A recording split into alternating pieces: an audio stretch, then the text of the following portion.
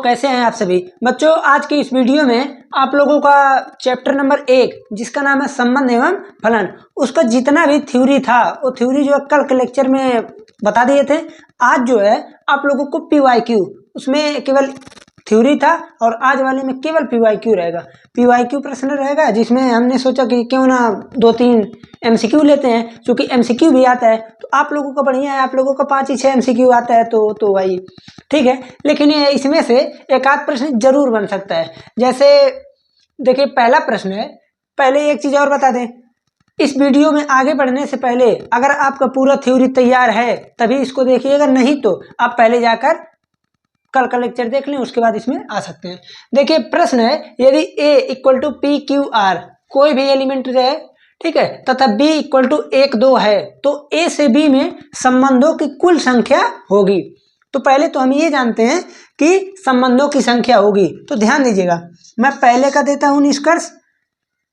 आप लोगों को एक फार्मूला पता होगा क्लास 11th का, चूंकि 11th का सवाल है बट रिलेटेड है तो इसलिए मैंने सोचा ले लेना चाहिए।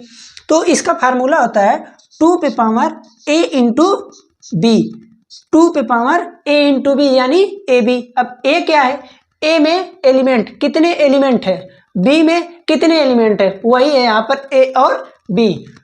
तो 2 पे पावर AB यानी 2 पे पावर 3 × 2, इसमें 3 है इसमें 2 है तो 2 पे पावर 6 और 2 पे पावर 6 का मान होता है 64। तो आप लोगों का आंसर आ गया 64।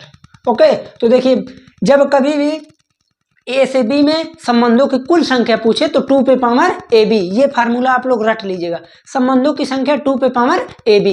ओके, अब हम आते हैं, यदि देखिए दूसरा प्रश्न, यदि A = 2, 3, B = S, T, U, आप यहाँ पर कुछ भी एलिमेंट दे सकते हैं, बनाना नहीं है आपको। यहाँ पर 1, 2, 3, 5, 6, 7 कुछ भी एलिमेंट देगा, हमको एलिमेंट की नंबर से मतलब है, क्या एलिमेंट है इससे कोई भी मतलब नहीं है।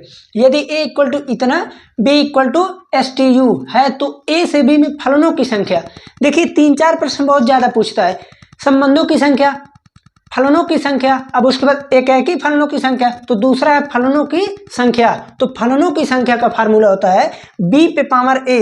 दूसरे प्रश्न का आप लोग फार्मूला लिखते रहिएगा अगर नहीं याद है तो।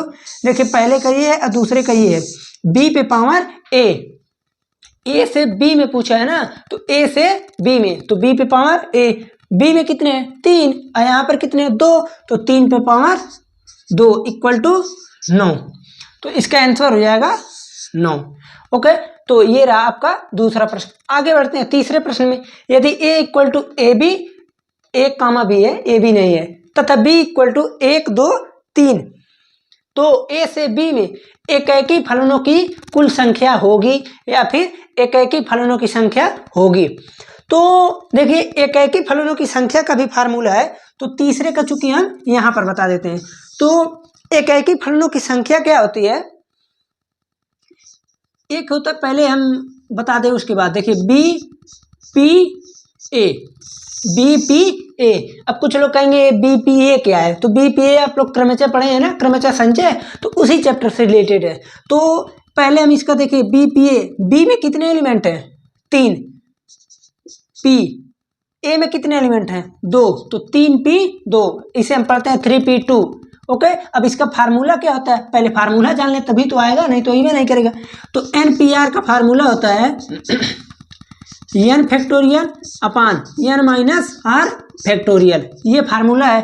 तो अब देखिए 3P2 3 फैक्टोरियल अपान 3 - 2 फैक्टोरियल, 3 फैक्टोरियल की वैल्यू कितना होता है 3 × 2 अपान 3 - 2, 1 फैक्टोरियल का वैल्यू 1, तो 3 × 2 = 6। तो इसका आंसर कितना आया 6 कहाँ पर है, यहाँ पर है। ओके, तो एक ही फलनों की संख्या पूछे, चाहे फलनों की संख्या पूछे चाहे संबंधों की संख्या पूछे, कोई पूछे तो इसका फार्मूला यहाँ लिख दिया गया है।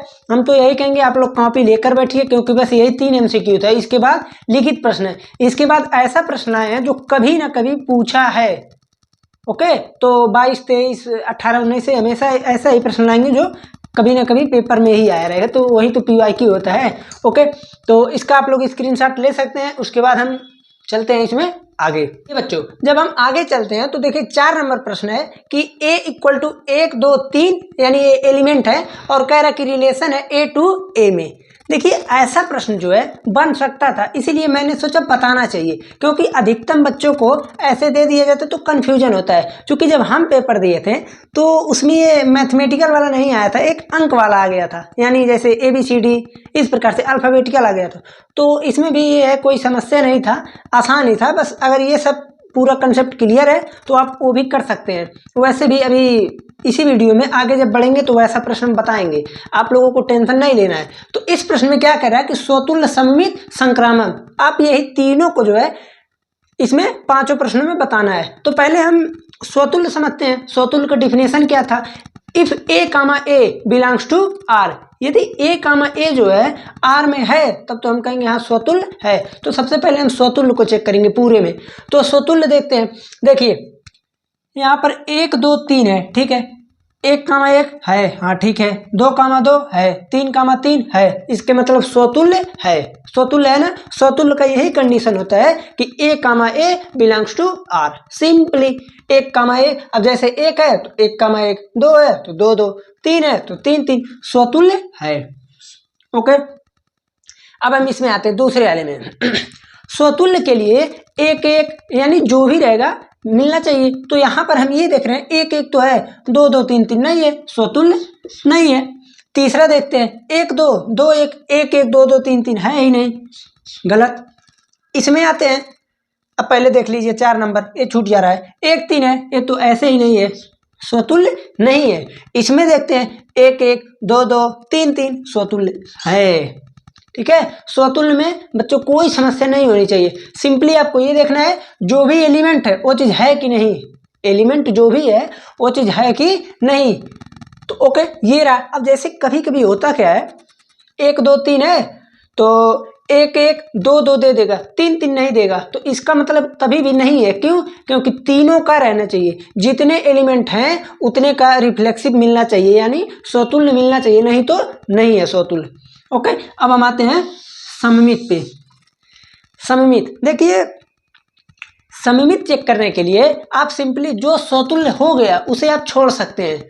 स्वतुल्य जो हो गया आप उसे छोड़ सकते हैं। मेरे कहने का मतलब समझिएगा, जैसे स्वतुल्य में केवल ये हुआ है तीनों, 1 2 3, और इसमें भी सेम सेम है तो इसको छोड़िए, ठीक है। और यहाँ यहाँ यहाँ तो जो सेम है स्वतुल्य में है, आप उसमें सममित संक्रामक कुछ भी ना चेक करें, वो रहता है। ओके, अब जैसे मान लीजिए हम कहें क्यों 1 1 है तो इसका उल्टा 1 1 ही होगा। 1 2 है तो आप देखिए कहीं 2 1 है, नहीं है, 1 2 है, ठीक है। अब सममित का पहले हम आपको मैथमेटिकल बता दें। जैसे सममित का आप लोग देखे होंगे कि a comma b belongs to r, अगर ये comma b belongs to r है तो b comma a belongs to r होना चाहिए, ये चीज होना चाहिए, नहीं तो नहीं आएगा। तो a comma b belongs to r है तो b कामा a होना चाहिए। 1 कामा 2 है तो 2 कामा 1 होना चाहिए, नहीं तो नहीं होगा। तो यहाँ पर यह सममित नहीं है। अब इसमें आते हैं, जब 1 नहीं है तो फिर खत्म ही है। अब इसमें आते हैं 1 1, ये तो छोड़िए, क्यों? क्योंकि 1 1 का हम उल्टा देखेंगे तो भी 1 1 ही होगा। ओके, 1 2 देखिए 2 1 है, हाँ 2 1 मिल गया, 1 2 है तो 2 1 मिल गया, तो यानी ये सममित है। सममित हमको चाहिए यही है कि जो सीधा है एक बार वही उल्टा मिल जाए, 1 2 है 2 1 मिल जाए, तो यहाँ से हम कह देंगे ये सममित है। यहाँ पर देखते हैं सममित 1 2 2 1, ये तो है ही है। यहाँ पर देखते हैं तो यहाँ पर क्या ही देखना है, 1 3 है तो 3 1 है ही नहीं, तो ये गलत। अब इसमें देखते हैं 1 2 है, देखिए ये सब छोड़िए, 1 1 2 2 3 3 को छोड़ दीजिए। यहाँ पर देखिए 1 2 है 2 1 नहीं है ना, गलत। तो अगर MCQ आता है तब तो आप ये ठीक है ऐसे ही प्रोसेस में करेंगे।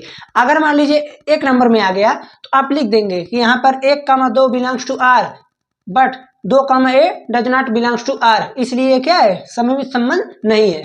ये सब ऐसा रीजन देना पड़ेगा। अब आते हैं संक्रामक पे। तो भैया संक्रामक वाले में ज़्यादा ही बच्चों को प्रॉब्लम होता है। होता क्या है, जैसे देखिए हम ये बताएं कि जो स्वतुल्य है आप उसे छोड़िए, यहाँ पर आइए, देखिए 1 2 है। अब पहले कंडीशन जानते हैं, a comma b belongs to r तथा तथा लिखिए b comma c belongs to r. तो अगर ए कामा बी है, बी कामा सी है, तो करेंगे क्या, बी बी से है ना, बी यहाँ भी यहाँ भी, हटाइए इसको, आप direct a comma c belongs to r देखिए है कि नहीं। अगर है तब तो ठीक है, नहीं है तो खत्म है बवाल, यानी वो संक्रामक नहीं है। अगर मान लीजिए केवल यही भर दिया रहे तो भी संक्रामक होगा। ओके, ध्यान से सुनिएगा, अगर केवल यही है तो संक्रामक होगा, अगर ये है ये है ये है तब संक्रामक होगा, अगर ये है ये नहीं है तो संक्रामक नहीं होगा। अभी एग्जाम्पल के माध्यम से देखिए, 1 2 है, देखिए 2 से कहीं कुछ शुरुआत है, इसको छोड़ दीजिए, इसको मत लीजिए, नहीं है तो आप देखिए 1 2 है, 1 2 से संक्रामक तो है। ओके, क्योंकि 2 1 नहीं है। अब 1 3 पे आइए, देखिए एक चीज ध्यान दीजिएगा, प्रत्येक में हम देखेंगे इसमें ये ना कि एक ठोरे मिल गया तो छोड़ दें, गलत हो जाएगा। 1 2 ठीक है, 2 से कहीं कुछ शुरुआत है, नहीं, ये पास हो गया। इसको देखिए 1 3 को, 1 3 है, 3 1 नहीं, ये भी सही है, यानी संक्रामक है। ओके, प्रत्येक को पास कराना पड़ेगा, ये नहीं कि एक पास तो सब पास, ऐसा नहीं है। यहाँ पर आइए 1 2 है, ठीक है, 1 2 यानी ए बी मिल गया, हमें बी सी खोजना है। 1 2 है तो देखिए 2 1 भी मिल गया, 2 2 को हटा दिए तो 1 1 भी है, ये पास हो गया। इस पे आइए 2 1 है, 2 1 है, ठीक है, 2 1 है, फिर देखिए 1 2 भी है, यानी अब जैसे कहाँ बताएं, यहाँ पर देखिए 2 1 मिल गया, ठीक है, 1 2 भी मिल गया, ठीक है, इन दोनों को हटा फेंकिए, क्या बचा, 2 कामा 2 कहीं इसमें दिख रहा है, नहीं, तो लिखेंगे 2 comma 2 does not belongs to r, ठीक है, तो इसलिए ये पास नहीं हुआ, ये खत्म है बवाल इसका, ये चीज ये फेल हो गया। अब इसमें आइए 1 कामा 2, ठीक है, 2 कामा 1, 1 कामा 1 रहना चाहिए ना, नहीं तो संक्रामक नहीं होगा, पहले ही छट गया तो इसका बात ही छोड़िए। अब इसमें देखिए ये तो है ही भैया, क्यों है, क्योंकि मैं सिंपली क्या बताई हूँ, अगर केवल यही भर रहे ए कामा बी ही केवल है तो हम कह देंगे संक्रामक है, लेकिन अगर ये मिला तो ये भी मिलना चाहिए, नहीं तो नहीं होगा। ये हो गया। अब यहाँ इसमें आइए, ये तो सीधे ही दिख रहा है, क्योंकि ये तीनों तो है ही, केवल यही भर बचा, जब यही भर बचा तो संक्रामक होगा। ओके, क्योंकि संक्रामक का है क्या चीज, ये मिल गया तो भी संक्रामक, ये दोनों मिलने के बाद ये मिलना चाहिए तभी संक्रामक, तो ये भी संक्रामक होगा। ओके, तो हमें लगता है कि अब स्वतुल्य सममित संक्रामक जो भी है, आप लोग इसे ऐसे प्रश्न में आराम से एकदम कर लेंगे, कोई समस्या नहीं आनी चाहिए। ओके, तो अगर मान लीजिए इसमें स्वतुल्य सममित संक्रामक में निकालने में कोई समस्या हो भी रहा तो अभी आप लोग आगे चलते चलते पूरा सब कुछ आराम से आ जाएगा। ओके, तो इसका आप लोग स्क्रीनशॉट ले सकते हैं। अब हम चलते हैं अगले प्रश्न पर। अब आप लोगों का जो है एकदम सिंपल जो भी प्रश्न बन सकता था वो प्रश्न आप लोग कर ले जाएंगे, यानी जिसमें स्वतुल्य निकालने के लिए रहे सममित संक्रामक, वो भी किस फॉर्म में, रोस्टर फॉर्म में। अगर मान लीजिए आपको ऐसा मिले जिसमें समुच्चय निर्माण रूप में हो तो कैसे करना है, आइए उसका हम देखते हैं वीडियो। समुच्चय निर्माण रूप में जो है वो ज्यादा इंपॉर्टेंट प्रश्न है, क्यों, क्योंकि रोस्टर फॉर्म में हर एक कोई कर लेगा, बट समुच्चय निर्माण में अधिकतम बच्चे गड़बड़ कर देते हैं कि लिखना कैसे है। तो आप लोगों को सही फॉर्मेट बताने की आवश्यकता है और उसे समझने की आवश्यकता है, क्योंकि रटना नहीं है। ओके, तो आइए देखते हैं। अब जैसे प्रश्न दिया कि मान लीजिए कि यल किसी समतल में स्थित समस्त रेखाओं का एक समुच्चय है। अब जैसे समुच्चय आप लोग पढ़े होंगे तो पता है कि यल मान लीजिए कोई समतल है, अब जैसे यही ले लीजिए समतल है, अब मान लीजिए, अब गूंजेंगे नहीं तो मिटाना पड़ेगा हमको। अब मान लीजिए ऐसे बहुत सारे लाइन बने हैं, कोई भी इधर उधर से प्रत्येक जगह से लाइनिंग बने हैं, तो कह रहा कि उसमें से कोई एक ले लिया गया कि आर L1 L2 कोई 2 रेखा ले लिया गया, कह रहा कि रिलेशन कैसा है उसमें, तो L1 L2 पर लंब है, इस प्रकार का उसमें रिलेशन है। तो कह रहा कि समुच्चय R में परिभाषित एक संबंध है, सिद्ध कीजिए कि यह एक तुल्यता संबंध नहीं है। सिद्ध कीजिए कि तुल्यता संबंध नहीं है। अब तुल्यता संबंध नहीं है यानी स्वतुल्य सममित संक्रामक तीनों में से कोई एक नहीं है, कोई 2 भी नहीं है, हो सकता कोई ना हो, तो यही हमको प्रूव करना था। ये प्रश्न 2022 में आया, नहीं 2023 में आया था, चूंकि 23 में हम 24 में पेपर दिए थे ना, तो 23 का प्रीवियस ईयर देखें तो डायरेक्ट यही दिया था, पहला ही प्रश्न था, 1 नंबर में दिया था। कैसे, अब जैसे ये देखकर आप लोग, अभी मैं लास्ट में भी बता दूंगा कि यही केवल देखकर कैसे बता सकते हैं कि है कि या नहीं है। ओके, तो केवल यही देखकर बता सकते हैं, बस आप लोग थोड़ा धैर्य रखिए। अभी पहले हम प्रूविंग करते हैं, क्योंकि अगर एक प्रोसेस समझ गए एक सवाल में तो पूरा सवाल आप लोग कर ले जाएंगे। तो सबसे पहले हम आपको ये बता दें जो रिलेशन है हम उसे एक बार उतार लेते हैं ताकि इसमें बार बार हमको देखना ना पड़े। तो देखिए आर को पहले हम उतार लें। आर इक्वल टू क्या लिखा है, L1 L2, और यहाँ रिलेशन लिखा है L1 L2 पर लंब है। देखिए ये प्रश्न कभी कभी भाई अगर मान लीजिए 1 नंबर वाला पूछेगा तो डायरेक्टली पूछ लेगा कि अब जैसे यही क्वेश्चन ऐसे लिख देगा, बोलेगा क्या है, तो आप लोग कंफ्यूजन में पड़ जाएंगे, स्वतुल्य सममित संक्रामण लगेंगे पूरा लिखने। अभी उसका भी बताएंगे, कभी कभी ये 4 नंबर में पूछ लेता है, क्या ही करेंगे 4 नंबर 5 नंबर। ओके, तो जो भी है आप लोगों को समझना है केवल। अब देखिए सबसे पहले हम किसकी बात करेंगे, स्वतुल्य की, एक एक किनारे से बात करेंगे। सबसे पहला हम बात करेंगे स्वतुल्य संबंध की, स्वतुल्य संबंध।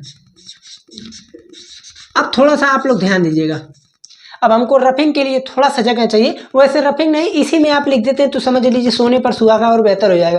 कैसे, देखिए कह रहा है कि कोई सा भी एक रिलेशन लिया गया कि L1 L2 यानी L1 L2 पर लंब है, तो कोई रेखा, अब जैसे स्वतुल्य का मतलब क्या होता है, A, बिलोंग्स टू R, तो L1 पर लंब हो सकता है क्या, आप ये बताइए।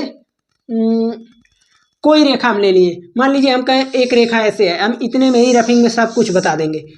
कोई रेखा ऐसे है L1, हम कहें ठीक है भैया L1 है, तो कहेंगे कि L1 पर लंब है। अब L1 कोई रेखा है, फिर वही L1 ले लिए, तो क्या इस पर लंब हो सकता है, मान लीजिए हम ऐसे ले लें, ऐसे ले लें, लेकिन कह रहा है कि L1 पर लंब, तो L1 पर लंब हो ही नहीं सकता है। कोई रेखा खुद के लंब कैसे हो सकती है भैया, संभव ही नहीं है।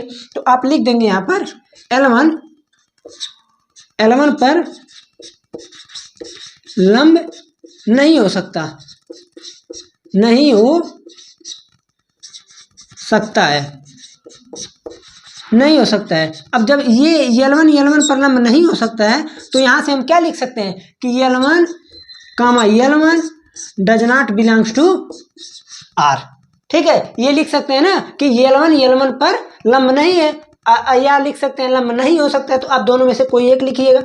L1 does not belongs to R, अगर ये चीज है तो हम यहाँ पर लिख देंगे कि स्वतुल्य संबंध नहीं है, स्वतुल्य संबंध नहीं है,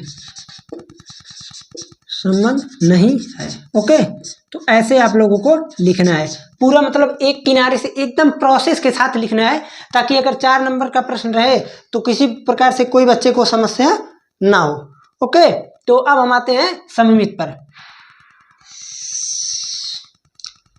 दूसरा है सममित संबंध, सममित संबंध।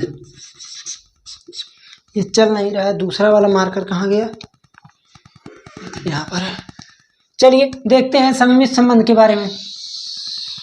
तो देखिए सममित संबंध में हमको क्या करना है, क्योंकि आप लोगों को पता होगा हम उल्टा देखते हैं, एक बार उल्टा देखते हैं एक बार सीधा, यानी जो भी चीज लिखे, जैसे मान लीजिए मैंने लिख दिया यहाँ पर, मैथमेटिक में देखें हम, जैसे 1 2 तो हमको 2 1 चाहिए। ओके, तो उसी प्रकार से हमको समझना है, ध्यानपूर्वक समझिए। हम यहाँ पर लिखेंगे कि L1, L2 belongs to R। इसका क्या मतलब है, L1, L2 belongs to R का मतलब है कि L1 L2 पर लंब है, होगा ना, L1 L2 पर लंब है।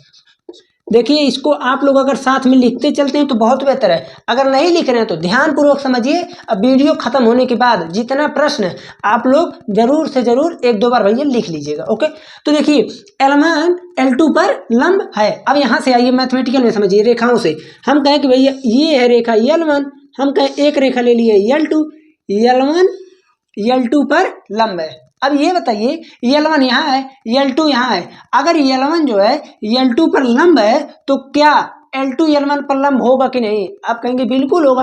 भाई 2 क्रॉस अगर बना दिए तो ये भी लंब है इसके, ये लंब है इसके, यानी दोनों रेखाएं आपस में क्या है, परपेंडिकुलर। L1 L2 पर लंब है तो L2 L1 पर लंब होगा। तो आप यहाँ से क्या लिखेंगे, अब ऐसे वाला लाइन बना देंगे तो बेहतर लगेगा, लिख देंगे आप यहाँ पर L2 L1 पर लंब है, लंब है। अगर L2 L1 पर लंब है तो L2, L1 belongs to R हो गया, L2, L1 belongs to R। जब ये चीज हमें मिल गया तो अब तो हम लिखेंगे सीधे, क्या लिखेंगे, सममित संबंध है,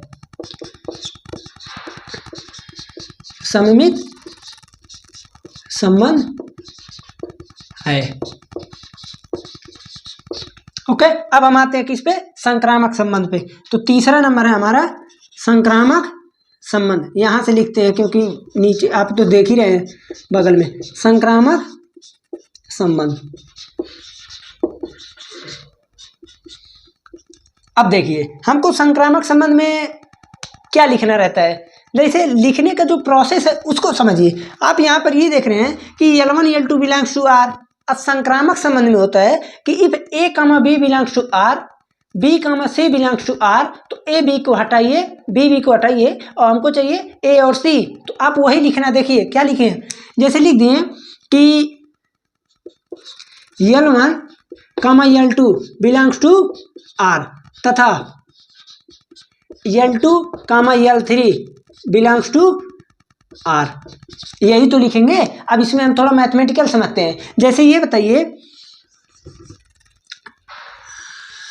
क्या समझना है आपको, देखिए अगर ये चीज आप इसमें लिखते चलते हैं तो बहुत बेहतर है। ओके, जैसे मान लीजिए मैंने कहा कोई रेखा है L1, कोई रेखा क्या है L1। ओके, अब फिर मैंने बोला कि जब L1 L2 पर लंब, अब चलिए एक बार लिख दे पहले, उसके बाद समझाते हैं। इसका मतलब हुआ कि L1 L2 पर लंब है। ओके, यही तो मतलब हो रहा है कि L1 L2 पर लंब है, L1 L2 पर लंब है। और यहां से आया तथा L2 L3 पर लंब है, लंब है। अब इसका मतलब आप लोग समझिए, अभी आप प्रोसेस यही पर रोकिए, पहले इसको समझिए। L1 L2 पर लंब है, यानी ये हुआ L1 L2 पर लंब है, इतना समझ में आया। L2 L3 पर लंब है। अगर L2 किसी रेखा पर लंब है तो यानी ऐसे करेंगे तभी तो लंब आएगा, ध्यान दीजिए ऐसे, तो यानी L2 L3 पर लंब है। इस प्रकार हो गया। आप थोड़ा सा ध्यान दें, इन दोनों L2 को हटाएं तो क्या L1 और L3 लंब है? नहीं। तो आप क्या लिखेंगे कि L1 L3 के समांतर है। कैसे मिले भैया, हम तो देख ही रहे हैं डायग्राम से, समांतर है। ओके, तो आप यहां से लिखेंगे क्या कि L1 L3 के लंब नहीं है, तो L1 L3 के लंब नहीं है। तो यहां से आप लिख देंगे कि L1, L3 does not belongs to R। तो आप यहां से क्या लिखेंगे, संक्रामक संबंध नहीं है, संक्रामक संबंध नहीं है। हमें लगता है आप लोगों को अब इससे बेहतर भाई क्या ही समझना है, सब कुछ एकदम मस्त से पूरा हर चीज समझ में आया होगा आप लोगों को। ठीक है, स्वतुल्य समझ लिए, सममित समझ लिए, संक्रामक समझ लिए। हमने ये देखा कि यहाँ पर केवल सममित है, तो एमसीक्यू में यही पूछा था, तीनों विकल्प दे दिया, बोला क्या है, तो सममित संबंध है। चूंकि हम लोग पढ़े थे तो हमको पता था, वैसे भाई PYQ था तो बात ही अलग है। तो आप लोगों को करना क्या है, अब यहाँ पर आपको ये ध्यान देना है। देखिए जब ये जो कंडीशन है ये आ गया ना, तो आप लोग यहाँ पर लिखेंगे ना कि अतः तुल्यता संबंध नहीं है। क्यों नहीं है, आप लिखेंगे स्वतुल्य संबंध तथा संक्रामक संबंध नहीं है और सममित संबंध है। अगर कोई भी एक संबंध नहीं होता है तो तुल्यता संबंध नहीं है। तो आप लिख देंगे कि अतः यह तुल्यता संबंध नहीं है, तुल्यता संबंध नहीं है। ओके, ये रहा आपका आंसर। अब देखिए एक चीज और, जैसे मान लीजिए हम कहें कि तुरंत कैसे बताएंगे भैया बिना लिखे, एमसीक्यू वाला। तो आपको करना क्या है ये बताइए, जो भी क्वेश्चन वहां पर दे रहा है यहाँ पर आपको इसी को ध्यान पूर्वक सोचना है और समझना है। जैसे यहीं पर हम कहें L1 L1 पर लंब है, तो कोई रेखा अपने लंब कैसे होगा, नहीं होगा। जो ये हम डायग्राम यहाँ पूरा बनाए हैं आप वही प्रोसेस कर लीजिए, डायरेक्टली 1 मिनट के अंदर आंसर आपको पता चल गया। उसके बाद आप लोग लिखते रहिए। ओके, ये रहा इंपॉर्टेंट प्रश्न। इसके आगे चलते हैं, एक और महा इंपॉर्टेंट लेकर आते हैं, ओ भाई और बढ़िया प्रश्न है। ओके, तो ऐसे प्रश्न जो ला रहे हैं आगे बढ़िया प्रश्न है। अभी देखिए, चलिए इसको स्क्रीनशॉट ले लीजिए, चलते हैं फिर अगले प्रश्न पर। ये बच्चों 6वां नंबर प्रश्न जो है बहुत ज्यादा इंपॉर्टेंट है, कई बार जो है ये परीक्षा में आ चुका है, ठीक है, क्योंकि प्रश्न पहले पढ़िए, उसके बाद अभी आपको खुद समझ में आ जाएगा कि क्यों आता है। जैसे देखिए, सिद्ध कीजिए कि पूर्णांकों के समुच्चय जेड में, पूर्णांक का कोई समुच्चय जेड, उसमें कह रहा है कि एक रिलेशन लिया गया r a b, a comma b, जहां इसका मतलब क्या हो रहा है कि संख्या 2, ए कामा बी का क्या मतलब कि संख्या 2 ए माइनस बी को विभाजित करता है, संख्या 2 ए माइनस को बी को विभाजित करता है। तो द्वारा प्रदत्त संबंध एक तुल्यता संबंध नहीं है, यही हमको प्रूव करना है। तो इस क्वेश्चन को करने से पहले आप थोड़ा एक चीज और समझ लीजिएगा। जैसे पहली बात तो हम एक चीज यहाँ उतारेंगे क्या चीज की, r equal to a comma b, और यहाँ पर क्या उतारेंगे कि संख्या 2 ए माइनस बी को विभाजित करता है। अब एक चीज और समझिएगा, जैसे प्रश्न कभी कभी ये बन जाएगा कि संख्या a माइनस बी, यहाँ पर जैसे भी है वैसे ही संख्या 4 a माइनस बी को विभाजित करता है, संख्या 2 modulus of a minus b को विभाजित करता है, संख्या 2 x माइनस वाई को विभाजित करता है। तो सिंपली जो चीज कह रहा है आपको ध्यान देना है कि क्या बोल रहा है प्रश्न में। ओके, तो अब हम आते हैं अपने सवाल पे सॉल्व करने। तो सबसे पहले हम लिखेंगे भैया स्वतुल्य संबंध।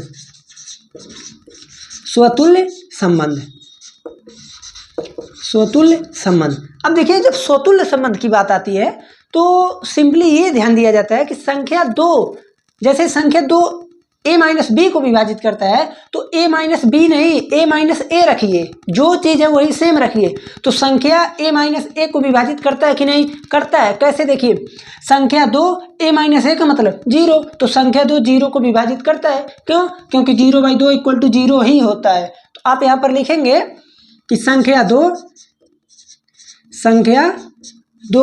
0 को विभाजित करता है, संख्या 2 0 को विभाजित करता है।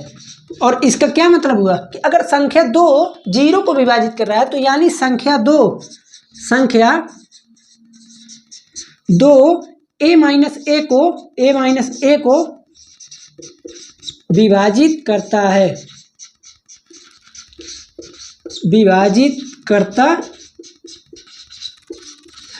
ठीक है। अगर संख्या 2 0 को विभाजित कर रहा है तो यानी संख्या 2 a माइनस ए को विभाजित कर रहा है। ओके, अब हम आते हैं अब इसके आगे तो आप सभी को पता है कि यहाँ से लिख देंगे हम a बिलोंग्स टू r, और अगर a बिलोंग्स टू r हुआ तो इसका क्या मतलब हुआ कि यह स्वतुल्य संबंध है। आप लिख देंगे स्वतुल्य संबंध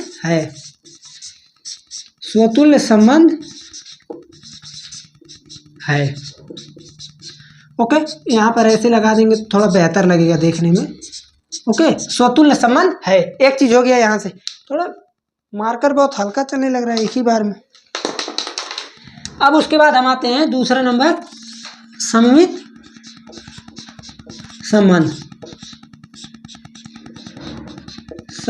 संबंध पे। तो ध्यान दीजिएगा, सममित संबंध में हमको क्या करना है, सीधा से चल के उल्टा लाना है, बस इतना जानिए। जो भी चीज है हमको उसका उल्टा मिल जाए हम कह देंगे हाँ सममित संबंध है। तो सममित संबंध के लिए सिंपली क्या करेंगे, अब जैसे मान लीजिए यहाँ पर हम लिख दें अगर a, b belongs to r। Okay, अब यहीं से हमको कहाँ लाना है, a, b बिलोंग्स टू अगर r है तो हमको b, a belongs to r अगर हो गया तो हम कहेंगे सममित संबंध है। तो a, b belongs to r है तो हमको b, a belongs to r लाना है। अगर आ गया तो ठीक, नहीं आया तो भी ठीक, तो नहीं आया तो हो जाएगा नहीं है। अब ये चीज जब आया तो इसका क्या मतलब होता है, इसका मतलब ये है, यहाँ से अगर देखा जाए इसका मतलब होता है कि संख्या 2 a माइनस बी को विभाजित करता है,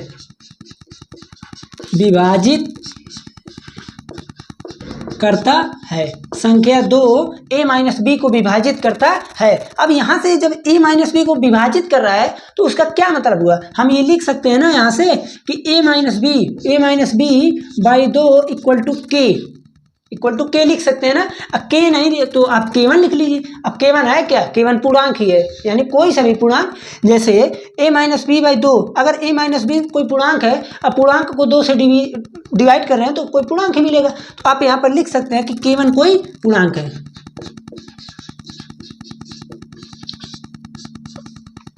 अब ध्यान दीजिए, यहाँ तक दिख रहा है ना, एक बार रुक जाइएगा। ठीक है, a माइनस बी पूर्णांक दिख रहा है। अगर a माइनस बी दिख रहा है, a minus b by 2 equal to K1, यानी जब इसको संख्या 2 a माइनस बी को विभाजित कर रहा है। ठीक है, अगर हम यहाँ से माइनस को कॉमन ले लें तो b minus a by 2 equal to K1। अब यहाँ से हम एक चीज और लिख सकते हैं, यहीं पर थोड़ा सा लिख देते हैं एक लाइन, यहाँ से लिख देंगे हम b minus a by 2 equal to minus K1, minus K1। देखिए b minus a by 2 equal to minus K1। अब आप ये बताइए, हम कहें कि 4 लिख दिए, 4 बाई 2 करें तो 2 आया। अगर हम कहें माइनस 4 लिख दीजिए, ठीक है, माइनस 4 बाई 2 करें, वो भी तो पूर्णांक ही है। अगर पूर्णांक यहाँ पर नहीं रहता क्वेश्चन में तो ये क्वेश्चन यहाँ पर सही नहीं होता, लेकिन चूंकि पूर्णांक बोला था तो इसलिए ये सही है। क्यों? क्योंकि पूर्णांक में निगेटिव भी आता है। तो यहाँ से हम कह देंगे, अब यहाँ से इसका क्या मतलब हुआ कि संख्या 2 b माइनस ए को भी विभाजित करता है। तो यहां से क्या लिखेंगे, संख्या 2 b माइनस ए को विभाजित करता है। किसको विभाजित कर रहा है? b माइनस ए को। अगर b माइनस ए को विभाजित करता है तो यानी हम कह सकते हैं, क्या कहेंगे कि b comma a belongs to r. देखिए a कामा b से चले थे, b कामा ए ला दिए, तो हम कह देंगे कि अतः यह क्या है? सममित संबंध है, सममित संबंध है। तो ये सब ध्यान देना, लिखने का प्रोसेस ध्यान देना, नहीं तो गड़बड़ हो जाएगा। ओके, तो एक हो गया, देखिए पहला नंबर स्वतुल्य संबंध हो गया, दूसरा सममित हो गया। अब हम किस पे आते हैं? संक्रामक संबंध पे। तो अब हम तीसरे नंबर पे आते हैं, संक्रामक संबंध।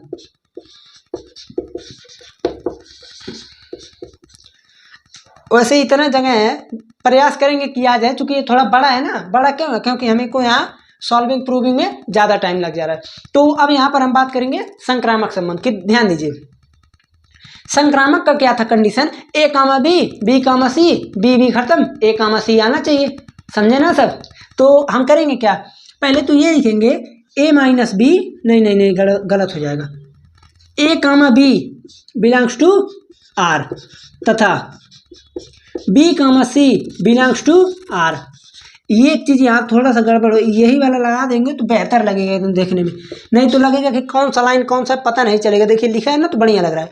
अब यहाँ से क्या आया कि a comma b belongs to r, b comma c belongs to r। तो हम यहाँ से कहेंगे, देखिए इसका क्या मतलब है, a comma b belongs to r का क्या मतलब कि संख्या 2 a माइनस बी को विभाजित करता है। लिखेंगे भैया, लिखना तो पड़ेगा ही, संख्या 2 a माइनस बी को विभाजित करता है, विभाजित करता है। ओके, तथा इसका क्या मतलब आया कि b माइनस सी, ओ गलती, संख्या 2 b माइनस सी को विभाजित करता है, विभाजित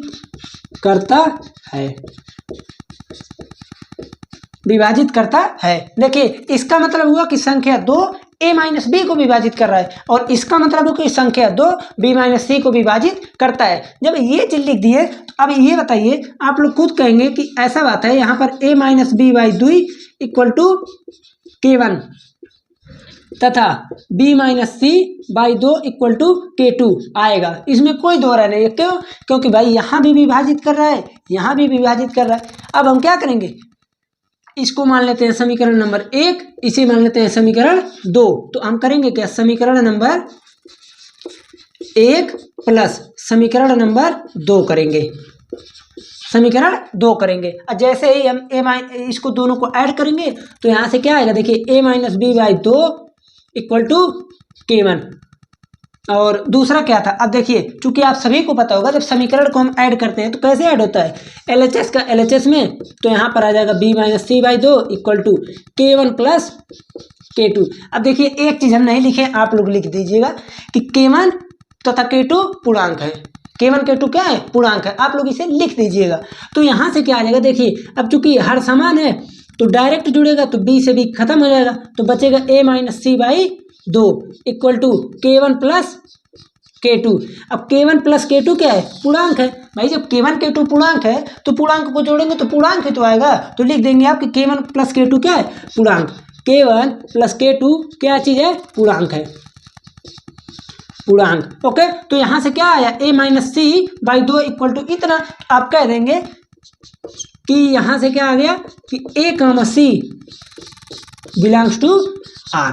अब a comma c belongs to r हो गया। तो अब आप लोग एक लाइन लिख दीजिएगा कि अतः यह संक्रामक संबंध है, अतः यह संक्रामक संबंध है। ओके, अब इसके नीचे लिखेंगे तो आपको दिखेगा नहीं, तो आप लोग लिख दीजिएगा अतः यह संक्रामक संबंध है।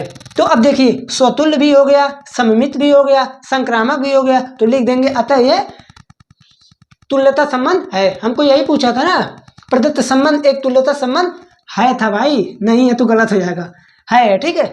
संबंध एक तुल्यता संबंध है, क्यों है, क्योंकि हमने तीनों प्रूव कर दिया। ओके, स्वतुल्य भी, सममित भी और संक्रामक भी। ये सबसे खतरनाक क्वेश्चन था भैया, क्योंकि इसमें ज़्यादा लिखना भी था।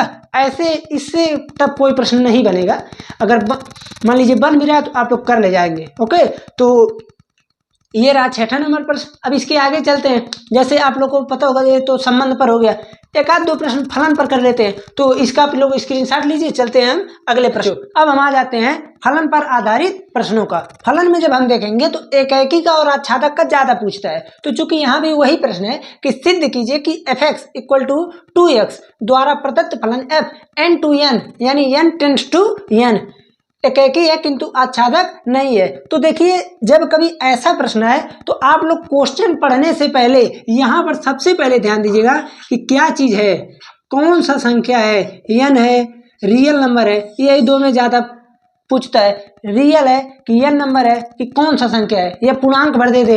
तो आपको ध्यान ये देना कि संख्या कौन सा है, संख्या ही डिपेंड करेगा कि ये क्या है, नहीं तो ये कुछ भी हो सकता है। ध्यान दीजिए, अभी जब हम करेंगे ना आप खुद कह देंगे हाँ संख्या ही डिपेंडेंट है। क्यों, क्योंकि इसका सेम उदाहरण आप लोग अगर आसान उदाहरण देखें तो मॉड ऑफ एक्स को देखेंगे तो अभी आपको हम वो ऐसा भी प्रश्न बता रहे हैं। पहले इस प्रश्न को समझिए, सिद्ध कीजिए कि f(x) इक्वल टू इतना n to n। तो अब यहाँ पर क्या दिया, पहले तो हम ये देखें, यहाँ पर दे रहा कि n जो है वो टेंस कर रहा किसमें, n में ही कर रहा है ना। और आपको पता हो कि f(x) इक्वल टू कितना दिया है, 2x, f(x) equal to 2x। तो पहले हम किसको देखेंगे, एकाएकी को।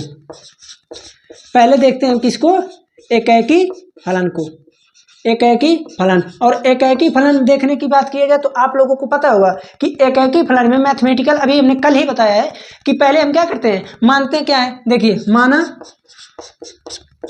f(x1) equal to f(x2)। अगर हम यहाँ से चल के x1 बराबर x2 प्रूव कर दे तो ये एकाएकी हो जाएगा। तो पहले जब ये चीज हो गया तो अब आप इसमें रखेंगे तो यहाँ से क्या आएगा, देखिए 2x1 2x2, तो 2 से 2 कैंसिल, बचा क्या, x1 बराबर x2। तो आप यहाँ पर कह देंगे अतः एकाएकी फलन है, अतः एकाएकी फलन है।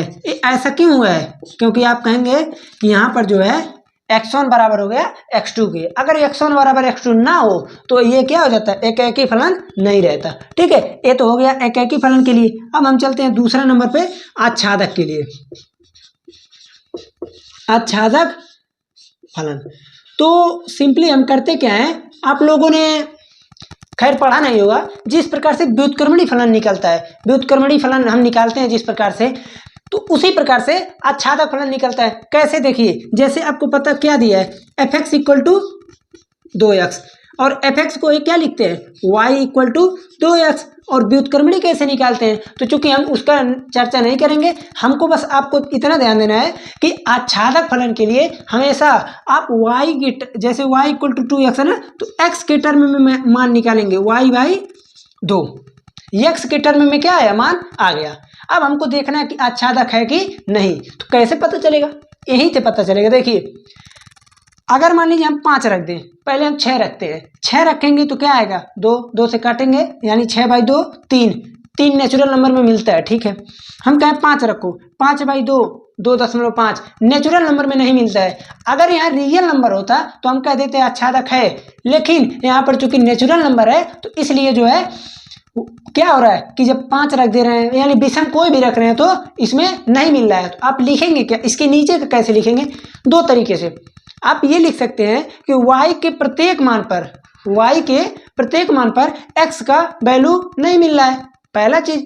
दूसरा लिख सकते हैं कि सहप्रांत के प्रत्येक अवयव पे पूर्व प्रतिबिंब विद्यमान नहीं है, इस प्रकार से लिख सकते हैं। तो आप कोई सा भी लिखे, तो हम यहाँ पर लिख देते हैं कि y के प्रत्येक मान पर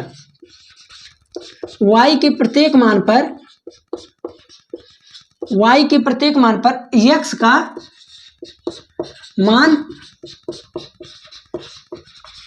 विद्यमान नहीं है। ओके, y के प्रत्येक मान पर, y का अगर मान लीजिए प्रत्येक मान देखें तो कोई मान पे मिल रहा है, कोई मान नहीं मिला है, तो x का मान क्या है, किसमें विद्यमान नहीं है, प्रांत में, ठीक है। या आप लिख सकते हैं कि पूर्व प्रतिबिंब विद्यमान नहीं है, x का पूर्व प्रतिबिंब लिख दीजिए, या फिर x का मान लिख दीजिए। आपको बस सिंपली ये समझना है कि लिखना क्या है, ये भी लिख सकते हैं, नहीं तो आप और करके एक चीज और लिख दें। जैसे आप इसके जगह पर क्या लिख सकते हैं कि सहप्रांत के प्रत्येक अवयव पर, जैसे मान लीजिए सहप्रांत के प्रत्येक अवयव पर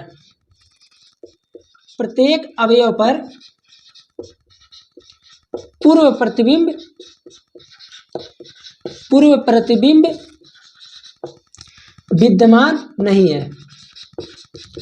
विद्यमान नहीं है। इन दोनों कंडीशन में से किसी एक कंडीशन को लिखने के बाद लिख देंगे कि अतः फलन आच्छादक नहीं है, अतः आच्छादक फलन नहीं है, आच्छादक फलन नहीं है। ऊपर वाला जो लिखे हैं एकदम सिंपल है, ठीक है, एकदम सिंपली, ये भी सिंपल है, बट सहप्रांत के प्रत्येक अवयव पर पूर्व प्रतिबिंब विद्यमान नहीं है, तो ये मैथमेटिकल की दृष्टि से ज्यादा एग्जैक्ट है। ओके, ये भी है बट उतना नहीं है जितना ए एग्जैक्ट है। तो आप दोनों में से सिंपली, भाई कुछ बच्चे होंगे जो सिंपल प्रीफर करेंगे और कुछ है, तो आप लोगों को जो भी प्रीफर करेगा वो लिख सकते हैं। ओके, तो ये रहा जो है आप लोगों का एकाएकी निकालना और आच्छादक निकालना। एक आध प्रश्न इस पे और कराते हैं, आप लोग इसका स्क्रीनशॉट ले लीजिए, तब हम चलते हैं आगे। बच्चों, अब जब हम आगे चलते हैं 8 नंबर प्रश्न पे, तो प्रश्न दिया है कि सिद्ध कीजिए कि f1 = f2 = 1, यानी f1 पर भी और f2 पर भी वैल्यू कितना है, 1, तथा x > 2 के लिए fx = x - 1 द्वारा प्रदत्त फलन f n/n, यानी नेचुरल नंबर से किसमें जा रहा है, नेचुरल नंबर में। तो कह रहा है कि आच्छादक तो है बट एकाएकी नहीं है, यही हमको प्रूव करना है। कीजिए, तो आपको करना क्या, सिंपली देखिए हल क्या करेंगे। पहले तो हम ये लिखें, अगर हम पहले बात करेंगे किसकी, एकाएकी की, पहले हम बात करेंगे एकाएकी फलन के लिए, एकाएकी फलन। तो अभी आप खुद कहेंगे हाँ बहुत आसान है, कैसे, देखिए यहाँ क्या दिया है, दिया है f(1) = f(2), यानी f1 = f2 बराबर तो है ना fx = fx, यानी f(x1) = f(x2). अगर ये चीज है तो हमको टेंस करना चाहिए कहाँ, कि x1 = x2, यानी मेरे कहने का मतलब ये है कि f(x1) = f(x2), ये चीज है। तो हमको यहाँ से किस पे जाना पड़ता है, x1 = x2 पे। अगर ये है तो एकाएकी, नहीं बराबर है तो बहुएकी। तो ये बताइए f(1) = f(2) = 1, 1 और 2 बराबर है क्या, नहीं। तो आप कहेंगे 1 बराबर नहीं है 2, यानी ये क्या चीज है, एकाएकी फलन नहीं है, अतः यह बहुएकी फलन है। अतः यह कौन सा फलन है भाई, बहुएकी फलन, अतः यह बहुएकी फलन है।